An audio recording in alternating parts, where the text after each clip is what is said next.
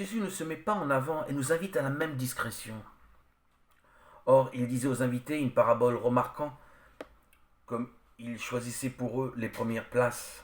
Il leur disait donc: invité par quelqu'un à des noces, ne te mets pas à la première place, car une personne plus considérée que toi pourrait avoir été invitée par lui.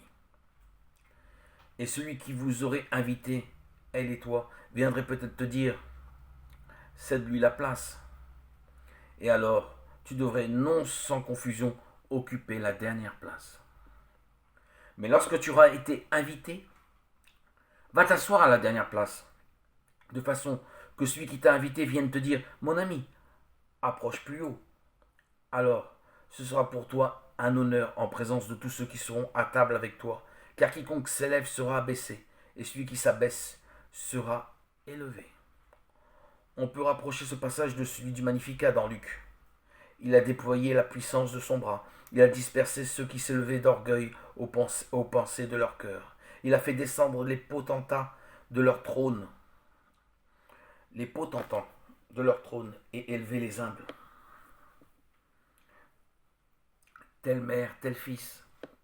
Oui, la parabole des invités qui prennent les bonnes places permet à Jésus de redonner espoir aux plus petits. Car Dieu ne juge pas comme les hommes.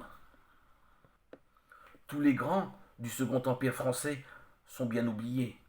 Et le nom du commissaire Jacobet nous serait totalement inconnu si l'humble Bernadette Soubirous n'avait été invitée à monter à la première place.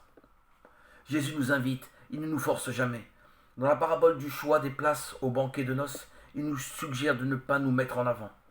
Parabole pleine d'humour et de finesse qui nous révèle encore une fois ses talents d'éducateur.